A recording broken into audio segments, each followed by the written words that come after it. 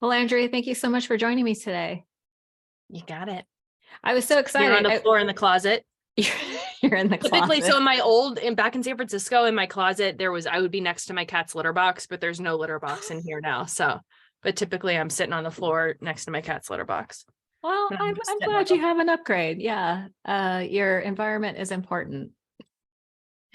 Listen, that's a whole other kind of aromatherapy. I'm not really a fan of. That's true. Aroma trauma instead of therapy. Well, listen, you and I both have initials AA, which I think is hilarious. I always tell people my initials are AA, but I don't represent it. And we have two first names, except for yours one's a boy's name for you. So when I used to be in tech sales, I would send out, email communications and they'd respond back, "Hi, Alan." It's like Arlena just does not compute. Alan, Arlena. Alan, Arlena. I'm super excited to be talking to you because you are the host of Adult Child podcast, which is blowing my mind. Your TikTok account is full of really wise and poignant videos. I was like, holy shit. So you've inspired me to start doing some videos like you do, to share some of the things I know. But we're going to be talking a lot about, look what I have. Those of you, the adult children of alcoholics / dysfunctional families. Did you know? My mind was blown. I did not know that it was / dysfunctional families. I just heard ACA and thought I knew. That's the problem. And that's a message that I'm really trying to get out there too, is because I think that there's still a ton of people who don't know that, who think it's only for people who grew up in an alcoholic family, when the reality is that there's tons of different family types that produce an adult child. Yeah. I'm 28 years sober. I had no idea. No idea. Here's a little, I don't know if you read the part about in the backstory and stuff like that, but so basically the origin of it is that, so basically this was in the late 70s, early 80s. There were a group of teens who had been in Alateen. And so then they graduated from Alateen and went into Al-Anon.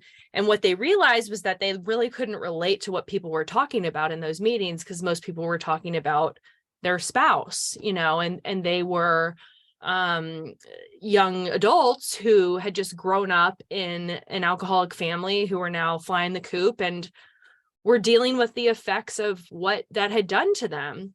And so they decided to start their own meeting. It was initially an Al-Anon meeting, an offshoot. And then it eventually became its own program. But it was right around that same time, completely separately, was when the mental health and medical community was finally beginning to see that, that alcoholism really did impact the whole family, and that it impacted kids for the rest of their lives. And so I think it also was in the early 80s was when Dr. Janet Woteats, she wrote the book, Adult Children of Alcoholics. She wasn't affiliated with the 12-step program at all, but it was less than 10 years later, she published a revised copy, because what had become clear within those 10 years was that there were a lot of other types of dysfunctional families that could also produce an adult child, and that it wasn't just solely alcoholic families. No, that's really amazing. And then you exposed me to the laundry list, which I was like, holy fuck. Oh my God. I actually have it bookmarked here. The laundry list is 14 traits of an adult child. I'm just going to read a few of these. I just want to say, for people that are watching on YouTube, I'm going to keep looking at myself, and I'm just not used to doing this. So I'm just letting people know that they're probably going to see me continue to look at myself. So yeah, that's fine. Yeah. If you're watching this on YouTube, she's adorable. If you're watching myself out, if you're just listening to the podcast, you will not know how adorable she is until you go on TikTok. Speaking of adorable, that's perfect. Actually, I need to tell you this. Huh? So I'm talking with this guy through an app, and we might go on a date this weekend. And I told him, I said, I'm free on Sunday, but then I'm going out of town, and I won't be back until the next weekend. And so I've never met this person. And this is what he said. So Sunday fun day ? He goes, and you're not worried that you're going to fall for me so hard that you're going to ask me to go on the trip with you. I mean, I am adorable. Adorable? That give you the ick? Adorable? Yeah. Adorable. Yeah. That's not sexy. No, but That's like what I called my hamster when I was 6. so how did you leave it? Did you say yes to Sunday Fun Day, or you were like, no, never mind? So I didn't respond. And then the next day he texted me back and he goes, so you're not worried? You know, he said, are you worried that you're gonna fall for me? And I said, there's a I'm few more- flags there. I said, I'm more offer. worried about your use of adorable. Have you not seen a picture of him? No, I know what he looks like. Oh, okay. Is he adorable? I would never describe any future suitor as adorable. That's the point. Yeah, because adorable kind of speaks to or a pet. child. Well, That's listen. Yeah. Now we have a cliffhanger and we're gonna need to know what happened. Yeah. So he lives like an hour away. And so he said deal breaker. Well, I mean, it's slim pickings here, Arlena. Oh. Like I have to be a little bit more open. Okay.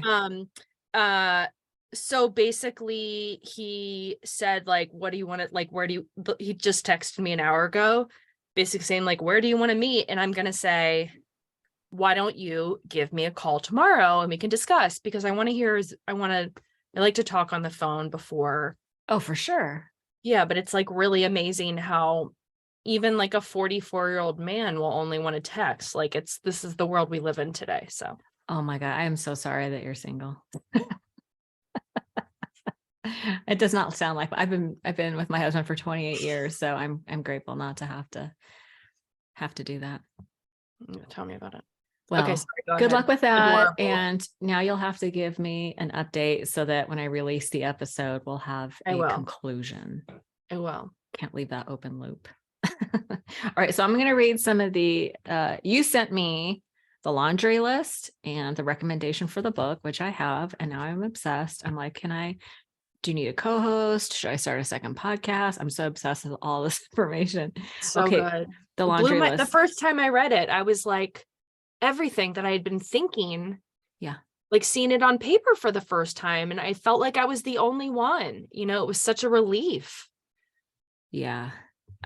There's something about this framework that resonates in a different way for me, because I've touched on all the things, but maybe it's just the packaging and the focus that really has struck a chord with me. So I'm just going to read a few of these. So step 1, we became isolated and afraid of people and authority figures.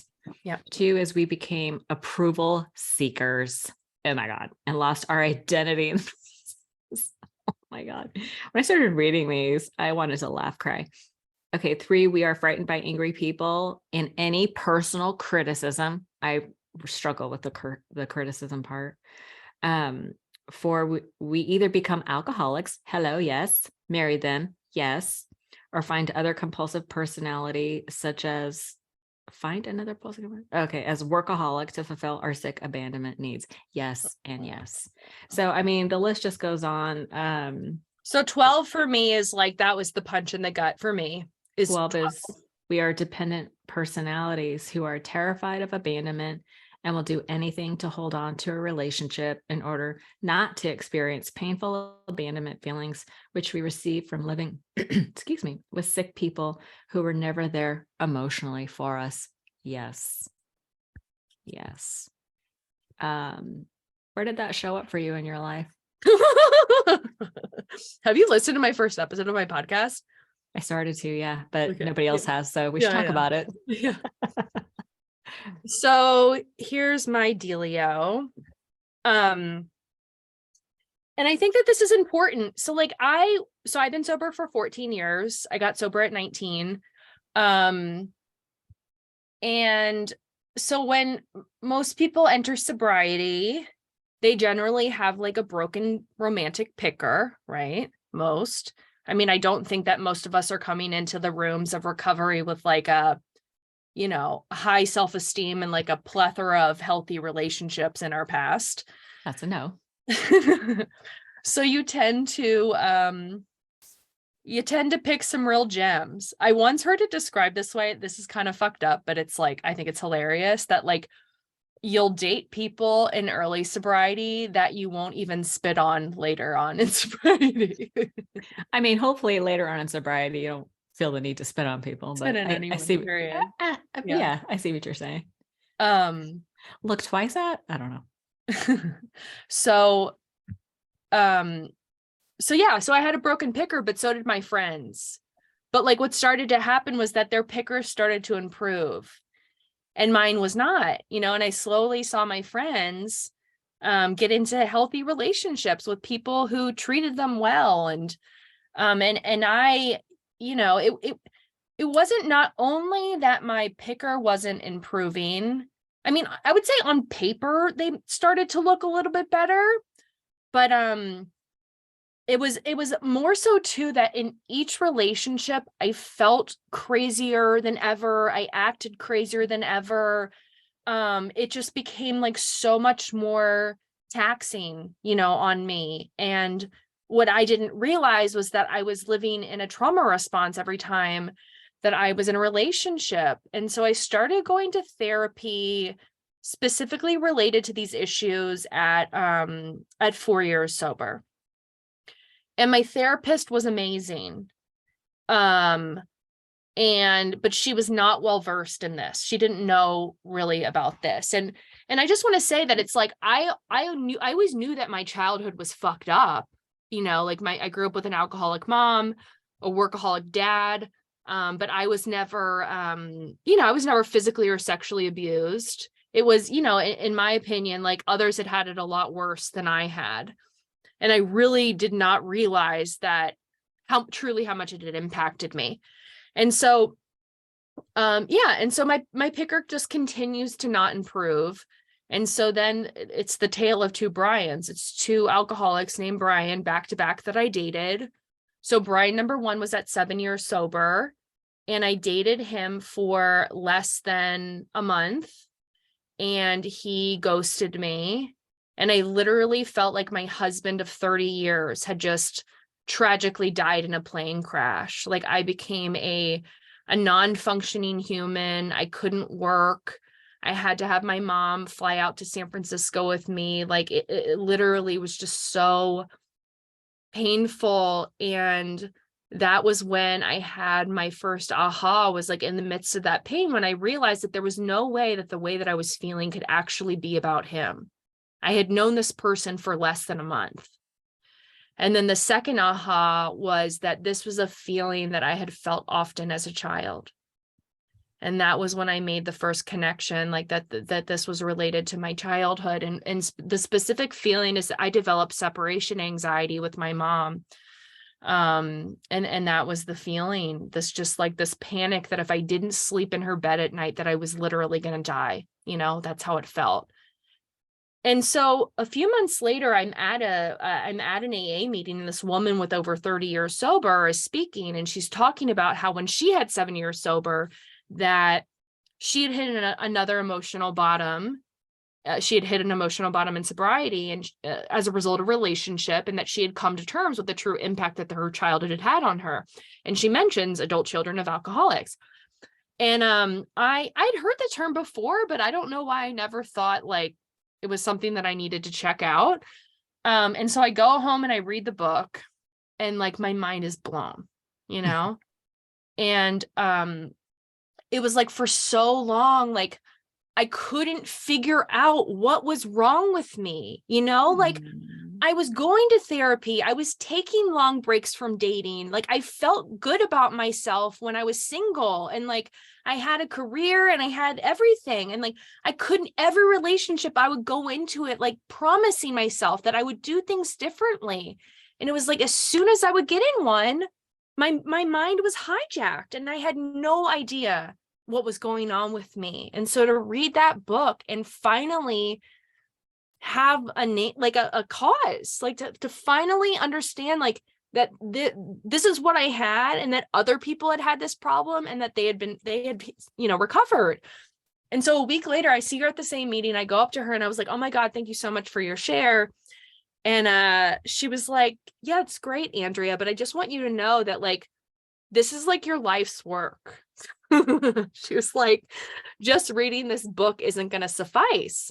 She was like, this is going to take you like years and years of therapy. And, you know, like if this is going to take a while, but if you do the work, and I thought, years? I was 28 at the time. I was like, I'm basically a senior citizen. I need to have this fixed yesterday, or at most like in a few months. And truly what the thought in my head was like, I really just hope that her childhood was way more screwed up than mine. And so I decided I'll take a year off from dating. I've read this book. Surely that'll be good. Well, enter Brian number 2. The most painful, insane 6 months. Mind you, I just want everybody to know that I'm sober, I'm in AA, you know, I'm working a program, all of these things. And, you know, I meet Brian number 2, and it was, I mean, I was leaving work at 11 in the morning to go pull him out of bars. It was like the most insane 6 months of my entire life. And thank God for that relationship. And thank God for him, because I finally saw just how powerful what I was dealing with was, and that this was not just as powerful as my alcoholism, but perhaps even more powerful. And that my life really did depend upon doing whatever I could to work through it. And so when that relationship ended, that's when I found my therapist. Thank God I found her, because it's so hard to find a really good therapist as it relates to adult child issues. But it just so happened that Stephanie Brown, who's actually mentioned in the Big Red Book, I Googled adult children of alcoholics therapist. She has a group in San Francisco, like a practice in the Bay Area. I called her up. I told her what was going on with me. I was 9 years sober at this point. And she said, well, I don't have any availability, but I have a woman who's in San Francisco that I'll connect you with. Like, if it's not a good fit, let me know. And so she connected me with my therapist. And I mean, she saved my fucking life. And I saw her twice a week, probably for the first year and a half. And she saved my life. She literally saved my life. And she's an adult child too. You know? What's her modality of therapy? Is it CBT? I don't think so. I mean, I don't really know how to like explain exactly like what I keep meaning to ask her, like, what is the specific term? But it's I mean, it's a lot deeper than just like CBT. It's like we're, you know, connecting the dots. It's trauma focused, you know. I'd be curious to know like what her. I think she's probably blending like, you know, many together. But she's ACA, she's trauma focused. Just to go back a tiny bit, maybe a lot, when you're talking about your parents, I'm always curious about childhood, because that sets the stage for the rest of your life, obviously. And it was so interesting the way you described, you know, you said your mom was an alcoholic, your dad was a workaholic, but that you were not, I believe you said you were not abused. Physically or sexually abused. Physically or sexually abused, yeah. And what I have learned is that you can be like benign neglect is also a form of abuse. It's like a indirect trauma. It like creates these feelings of people all have the fundamental need of needing to be seen, heard, and understood. And when you have an alcoholic mother and an absent father, workaholic father, no, it was fucked up. You are not the priority. Yeah, no, it was fucked up. So I'm an only child. And so I found out that my mom was an alcoholic when I was 7. So we were out to dinner. So my mom was a stay-at-home mom. And my mom was a wonderful mom, like, you know, 90% of the time. But so we were out to dinner one night, and I remember we were waiting for my dad to get there, and I could tell that my mom was upset. And she had ordered a beer, and I remember that she was like barely drinking it. And then once my dad arrived at the restaurant, she started to cry. And then at a certain point, So I'm in the second grade, I think, at this point. At a certain point, I go to the bathroom with her and I asked her, I said, what's wrong? And she said, I'm an alcoholic. And I obviously don't know what that means, And so I'm just like, what does that mean? And she said something along the lines of like, it means I can't drink. And it was like, even though I had no idea what she meant, it was like, I knew exactly what she meant. And I went to bed that night, and it was like, I woke up the next morning having skipped like several stages of development. I developed this sixth sense as it related to her drinking, where, I would feel it hours before she would even pick up a drink that she was going to drink. Wow. And so my dad traveled a lot for work, and that's when she drank the most.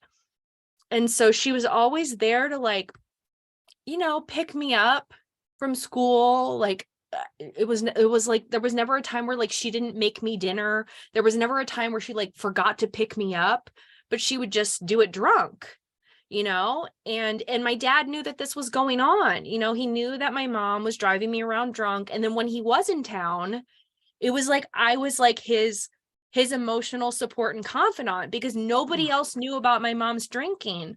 So I'm like 8 years old, and he's having me search the house for booze with him. And we're going into the liquor cabinet, and we're taking a paint stick, and we're measuring and monitoring the levels of every, bottle of liquor. And so whenever my dad would go out of town, I would fall asleep in my own bed, but then in the middle of the night, I would go and sleep in my mom's bed with her. And it was like kind of fun, like a sleepover thing. And so it was like one night I woke up in the middle of the night, and I go into her room, and the lights are on and the bed's still made. And she had passed out downstairs in front of the TV, drunk, And I just remember how fucking scary, that was to walk into that room and have her not be there. And so I, went downstairs and carried her up, got her back upstairs. I just remember hysterically crying. And then it was about, I obviously didn't connect the dots at the time, but it was like a year later, one night I woke up in the middle of the night. My dad was home.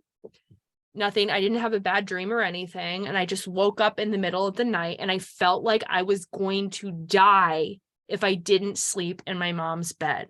Wow. And they kept trying to walk me back to my room, and I'm like panicking. I'm like freaking out. And so then they eventually just give in, because no one's going to get any sleep unless they let me do that. So my dad goes sleeps in my bed. And so then it starts this pattern of like every night I fall asleep in my own bed. And then in the middle of the night, I would go and switch places with my dad. And then after a few months of that, they sent me to a therapist. And I remember asking my mom later on, I'm like, did you ever tell that therapist that like you were an alcoholic and that you and dad fought all the time? And her response was, no, it didn't seem relevant. So I became the identified patient of the family at the age of 9. And then I started drinking. And your therapist never asked you what was going on at home?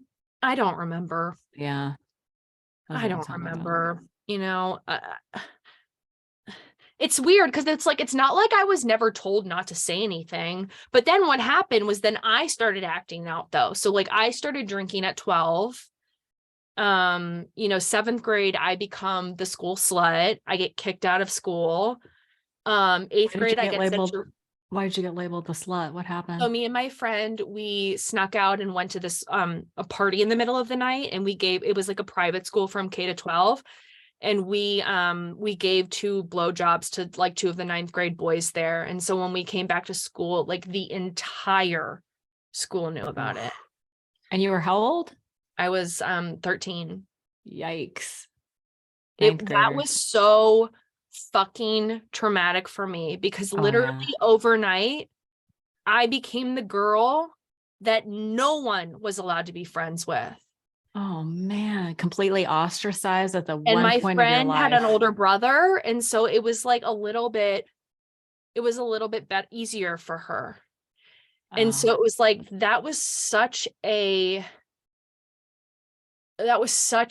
that. I think that experience was like, even like that was such a pivotal experience for me. And that's when I like started, smoking pot and And that's when I just started to like, that's when, and I talk about this in my 3rd episode, that is when shame became my identity.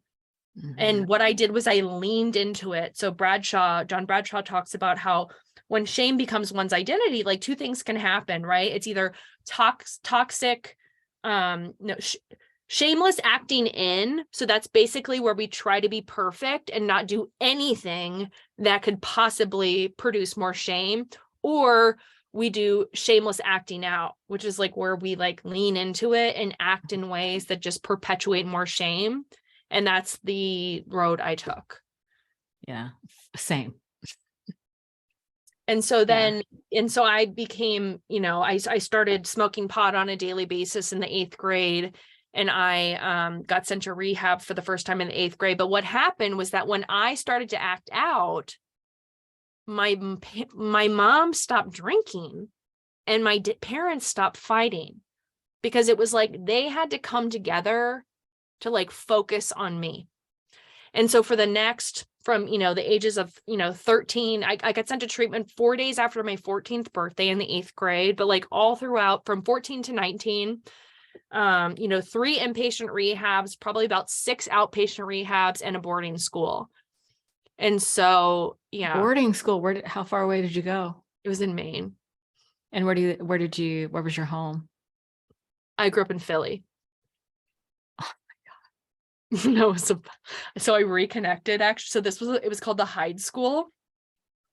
It was a character building school. It was like a school for bad kids. It wasn't like as intense as like some of the other ones that you hear about, like with like Paris Hilton. Like it wasn't like that bad, but it definitely was like fucked up and run by people who were not qualified to run it. But I actually reconnected with this girl that I went to school there with. And I had her on the podcast. Oh, you did? It was so what good. Episode was it? I'll send it to you. So like, I remember, so her name I want to put it in the show notes. Oh my God. So I remember her like, so I only went for like a few months, and it's like such a long story. Just a few months you went to, did you get kicked out? No, I refused. Like I somehow like convinced my parents to like not send me back. Like, so I basically at Christmas time, so this school would let you come home for holidays. And so when I came home for Christmas, afterwards, my mom drove me back up there. And then I was like, I've actually been like, drinking and using a lot of drugs over break, and I want to go back to rehab. So we drove 8 hours up to Maine, and then I told her that, and she was like, okay. And so then we drove back down to Philly. And then once we got back down there, I was like, no, I actually just want to go back to boarding school. And so then we drove all the way back up to Maine. And then I told her again that, no, I want to go to rehab. And then we drove back down. You made two round trips. 2 trips. And then once I got back, I was like, she was driving me to treatment, and I told her like, so I got sent to this is the place I'd went to the first time. So I'm sure you've heard of like the Karen Foundation. It's like one of the top places. So that's where I got sent. And so when she was driving me there, I told her that, so as an adolescent, you still have to sign yourself in. So once you're in, but I would have to sign myself in. And so I told her that I was going to refuse to sign in. And so then my psychiatrist told her to take me to the psych ward. And so then I had to spend one night in the psych ward. And then somehow I was able to convince them to not send me anywhere and just let me go back to school. So you went back to regular school after all that? Yeah, but I had like a very, like, I was like under like very strict like guide, like, like I couldn't really do much, but yeah. That's amazing. So, okay. So you're 13, trauma, school shit, like identified with shame, shameless. I totally get all that. So let's fast forward a little bit, because you got sober young. 19 is young to get sober. What happened became a daily drinker at 16. Okay. You hear the term like with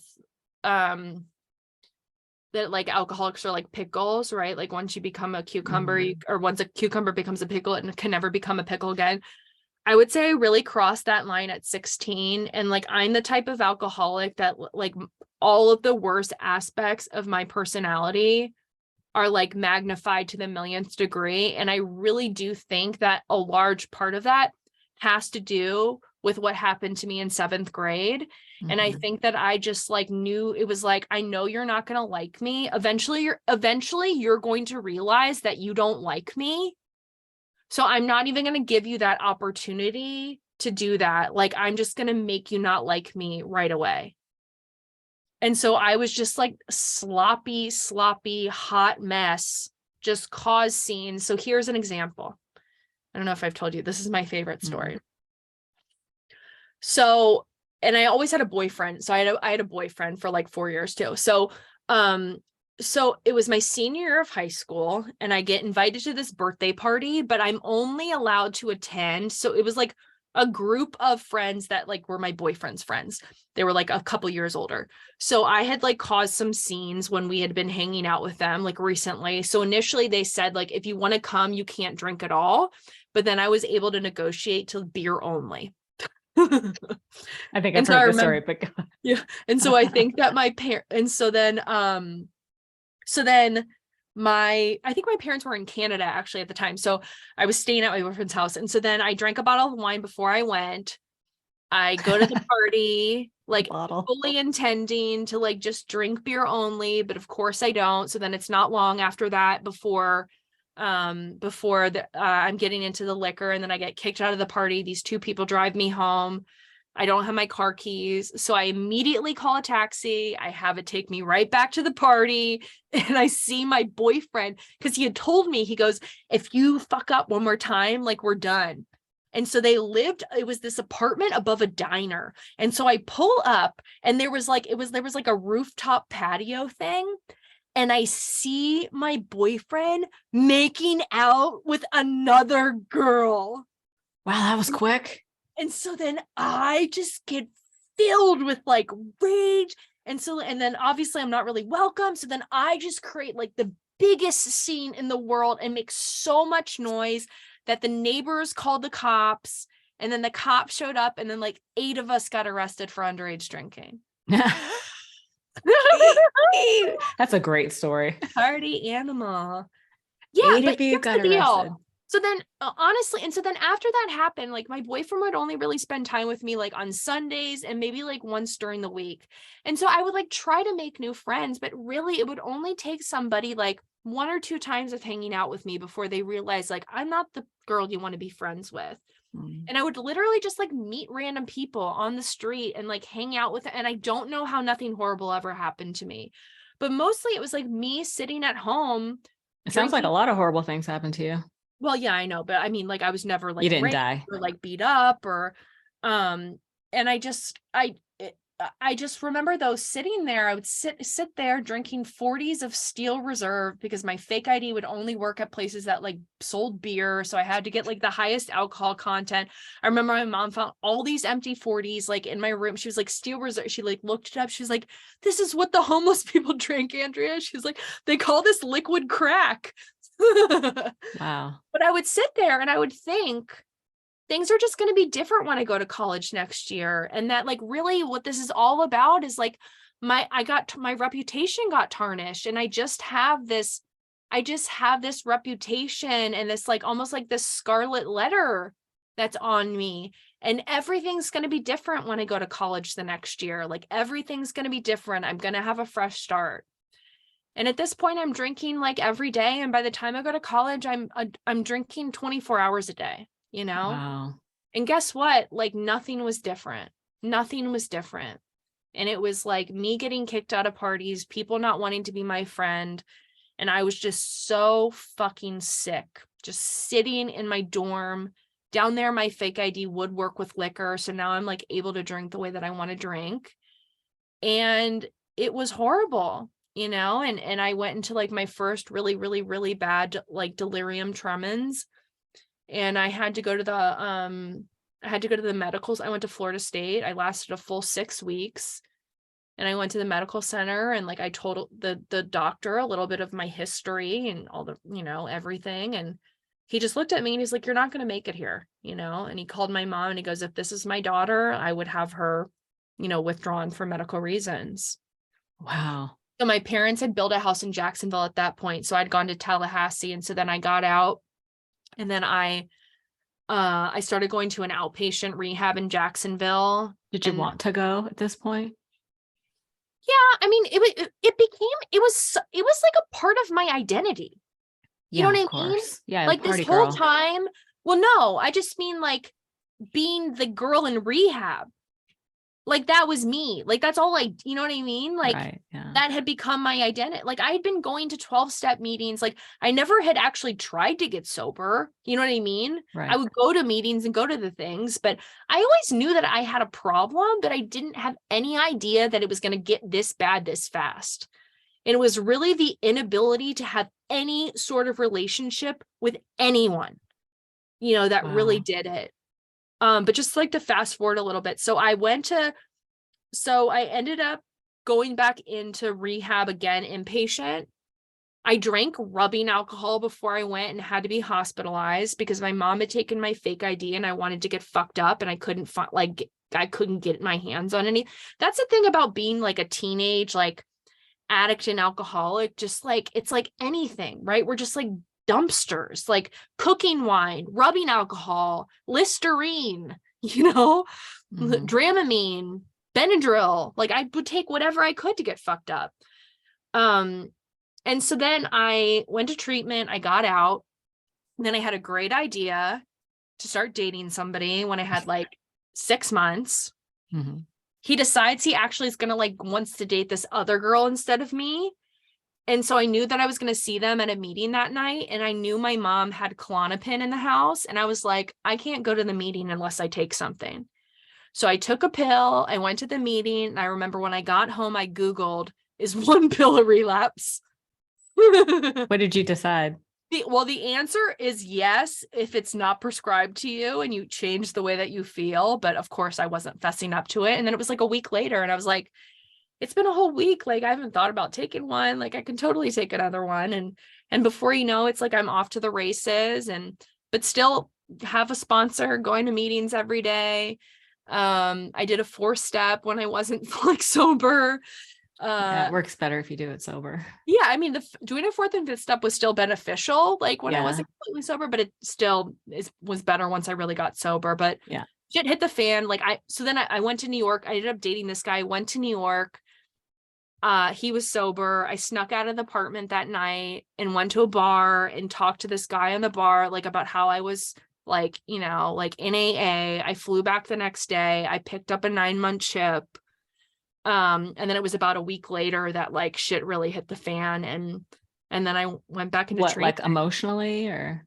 No, I got just caught. You got caught. Okay. So it was pretty fucking obvious. Yeah. No, I've heard this, like the circumstances are different, but the feelings are always the same. It's chaos, it's lost, it's broken, but usually there's some sort of like a moment of clarity, or did you hit a bottom, or what happened? What happened that you were like, I really want to be sober now? Was it a gradual sort of, it like overcame you over time, or was there a moment? Well, like I said, it was the progression of like the inability to have any sort of relationships. And when I relapsed, it wasn't like me. It was kind of more like me being like, I don't know, like, fuck it, I guess, in a way. I think what it was like the inability to have relationships. And then I start going to AA and like, I start like getting a social life and I start having friends, you know what I mean? And life was miserable. Like before I got, like, I literally just like drank alone. Like I just, you know, I knew it was an issue. I knew it was a problem. And I don't know what it was. I just knew that I was done. And I knew that like when I went to treatment, like there wasn't like a doubt in my mind that I wasn't not going to be sober. Like I knew that was it. You just felt it in your bones. I knew it. I was done. That's amazing. It was like you know, it's I think what's helpful for me is that, like, you know, you read in the big book, it talks about how like this great obsession of every alcoholic is that like one day they can go back to controlling their drinking. Well, guess what? Like, I never had that. Like, it wasn't like I had 10 or 20 years where like drinking was fun. Like, it literally was a problem from the beginning. Yeah. And so I think that is a really big blessing as it comes to like, I don't have that fantasy. I know what it was like. Yeah. It was never fun and I controlled it, you know? I was like 14 years old, like drinking fucking cooking wine. Like, you know what I mean? I do. I was drinking at 14 as well. Yeah. And then if So, you just, I also had that experience of I knew it in my bones, I was done. And sometimes you just know. So you've been sober this whole time since you were 19. So once you knew it in your bones that you were going to be sober, did you like completely dive in and do the oh yeah. steps? Oh Okay. yeah. So It you was did all that. it was my life. Yeah. You know, I Yeah. went to probably 2 meetings a day for the first couple of years. I mean, I probably went to a meeting a day for my first, you know, 4 years or so. And it was like, I was just full in, you know, my life was, I started going to college, but it was just like a commuter, but like, that was my life. I mean, I went to meetings and I fellowshipped like after every single meeting, like every night there was like a group of us Mm-hmm. and I did service work and I had a sponsor and yeah, my life was the program and the young people's community was really starting to blossom in Jacksonville at that time. And so it was really cool to like, I kind of became like the queen bee of like the young people's community, but it was like just the fact like some people come in and they're like, oh, you go to a meeting and then you like go out to dinner after, like, oh, that's so like it seems so lame compared to So the much life fun that they though. had Oh before. my But like God. I didn't have anything to do with anybody for so long. You know what I mean? Like, Yeah. and just like we just had this most amazing like group of friends and like we would just play games and I just those first few years were like the most fun of my whole life, you Yeah. know? Yeah. So fun. And then just Finally like belonging. sprinkled It's with like, do you feel like you sort of got your junior high and high school years back a little bit? Like just having the community and having fun and yeah, doing just things having and like oh, I was just yeah, so grateful to have like friends. friends, you know, and we Yeah. had so much fun. So much Yeah. fun. Yeah. And I I love learned how that. to be a friend. I didn't know Oh, how to be a friend. I hadn't yeah. had a girlfriend since I was like 12 that lasted then more than a few months, you know? Yeah. And tonight I'm going to dinner with like my one of my best like friends who, you know, she's been my best friend for like almost 14 years. Like that's crazy that I It's have somebody amazing. that's in my life for that long. Yeah. Yeah. So let's talk a little bit about, I know you have a hard stop. I want to be Yep. respectful of your Okay. time, but I want to get into a little bit about your podcast and some of the experiences that you've had with that. I know you host groups. I attended one of your meetings. It was amazing. Everyone was like speaking my language. But Look, it's let's, so raw. yeah, people I were, don't know if you got to hear Nicole share at the end where she was oh talking yeah. about her little Yeah. The mm, blondie. Yeah. about Yeah. her That was, kid. I was like, I know. oh, Well, listen, this is the thing, and this is a gift that you have is a gift of creating a safe space, right? Because when people have a safe space, their survival coping skills relax a little bit. And when that's relaxed, what needs to come up can. mhm, And then we can process that to resolution. And so mhm. I really appreciate that you're creating this community, a safe community where you guys still have fun. I know a lot of people are like, oh, these meetings are so depressing. They can be, but you're doing Not my important groups. work. We have a lot of fun. We have a ton of fun. Yeah, but you also do the important work of processing to resolution, which is what I was witnessing. That's how I Mhm, observed it, right? Which is really important. Most people have never had that. Most mm, people, mainstream, have never had that. I know lots of people who are trying to get sober all across the country. Not all meetings are created equal. no. They're all very different, honestly. So if you find a good one, double down. No, and But if there's anybody who's listening that's like tried, like there's not unfortunately like a ton of really solid ACA groups. I'm sure they're out there. It's been hard for me to find, but a lot of them you go and it's like, where's the joy? Or it just, and so that's why I felt like it was so important to create a community, because there's desperately needed, support. People need support. And so, this Of is a shit really, shows. of shit shows. We're like, we're just ourselves. And the Yeah. podcast creates a nice filter of the type of person that would want to participate. So Yeah. everyone's really fun and cool and real and, Yeah. No, I appreciate the tone that you said. It's very casual, very, very fun, lighthearted, but and also yet raw. substantial. Yeah. Yeah. It's important to have something substantial. Otherwise we could just go have coffee and bullshit all day, really, but that's not where healing happens. Mm-hmm. Not usually. So ACA you found when you were, did you say like 14 years sober? No, I have 14 years out. It was like, I had like 7 years sober. Yeah. But really when I started diving into the work was at 9 years sober. After Brian number 2. Mm-hmm. Got it. Okay. And how has that changed you? Where do I begin? I know it's a big question. It's changed everything. It's like when I feel like started, what I like to say is that like, getting sober, like allowed me the opportunity to, live as my true self. Like that became like a possibility for me. Mm-hmm. And then this ACA work like has given me the ability to do so. I cannot, this work is everything. Like, that's why I'm like, I feel like I'll have some of my friends that are in AA and they feel like I say I just can't, this is how I view everything now, Mm-hmm. Through and the lens of adult child. Yeah. I just think that like, this is like where it's at. This is the core issue for all of us. Like, this is it. All this shit that gets ingrained in us as kids. And I realized this is why I drank. Right. And what I think is so beautiful about this work, I mean, and the 12 steps are great, like in AA as well, but I just think that through adult child recovery, we really, really, really get to like figure out who the hell we are. Mm-hmm. It's really about unearthing the true self and looking at all of the little ways that we're not, Right.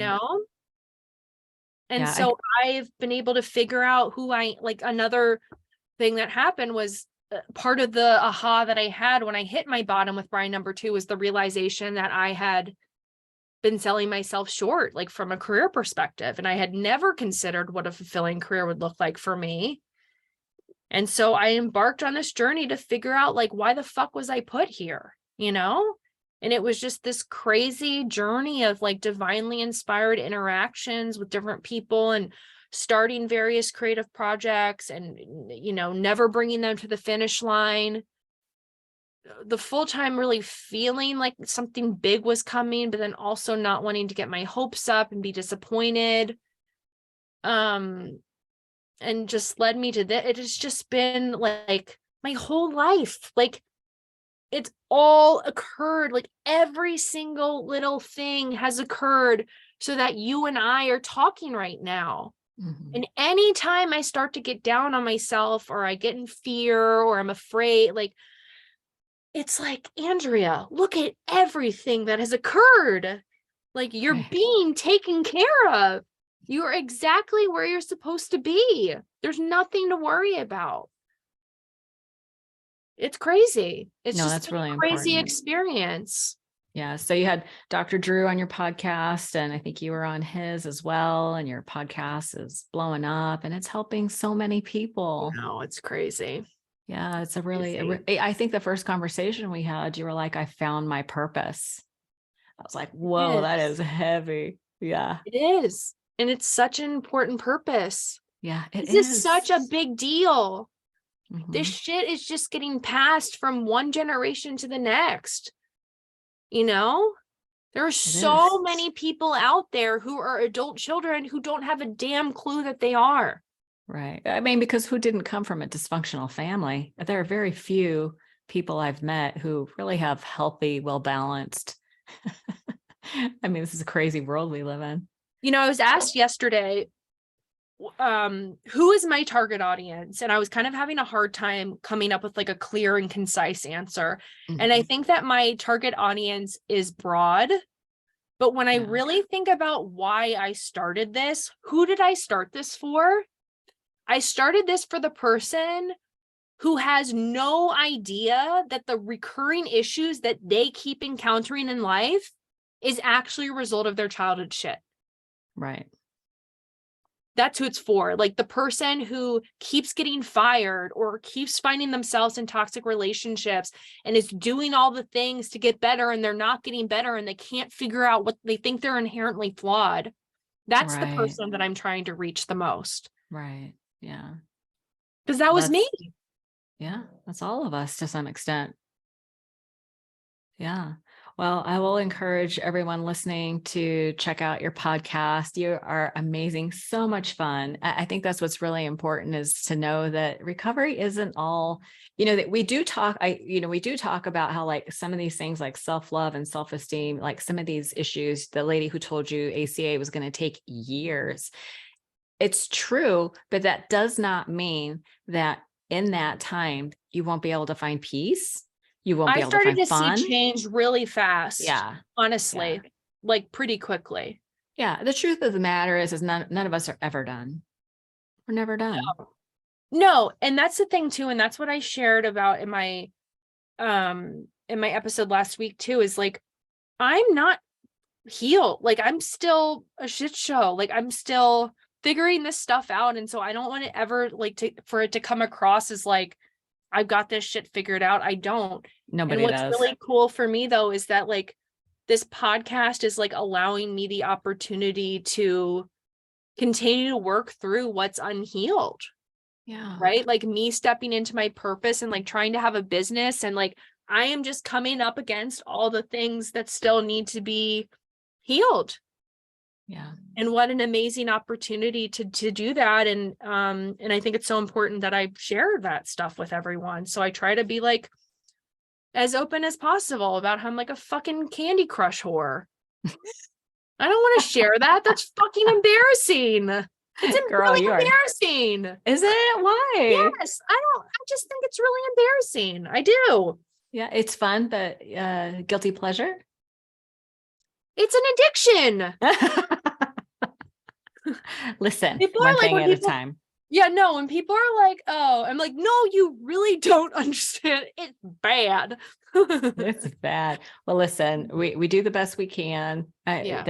There is this thing of, an idea of whack-a-mole. You work on one thing and other things pop up. And, from a neuroscience perspective, they call it the default mode network. And you're right. Everything is established in childhood, which is why I'm obsessed with like hypnotherapy and doing somatic healing and patchwork recovery. There's like a multitude of tools that we can use to sort of resolve this need to escape the present moment, whether it's Candy Crush or shopping or whatever. I make soap. That's a bazillion ways to escape the present moment. But I don't think that it's necessarily like nobody's going to be present 100% of the time. I know. So it's all good. No, I know. That's like I had my Susan Anderson, who's like the abandonment trauma queen. I interviewed her this week, and she like made a comment about like, if you're checking out for a few minutes, I'm like, Susan, we're not talking about a few minutes. Okay, we're talking a few minutes. She's the abandonment queen. Yeah, abandonment. She like came up with the like abandonment trauma queen. She's amazing. Oh, you'll have to introduce me to her. Yeah, she's amazing. And you trauma need to queen. Yeah, I'll have to come back on. We talk about the outer child, which I'm really fucking connecting with. Okay. Yeah. You'll have to come back. We'll talk some more. I'm enjoying chatting with you on text. You're like my long lost daughter. I never had. Think of me all the as moms I can get. Yeah. Think like of me a sister. As your mom. No. Yeah, sure. But listen, thank you so much. I love hanging out with you. I love being on your podcast too. Yes, everyone go listen. It'll probably be this upcoming week. So okay, awesome. Yeah, I'll share it when it comes out. Enjoy the rest of your day, sweetheart. I'll talk to you real soon. Okay. It's my birthday tomorrow, so I'm going to dinner with my friend. Yay. Just take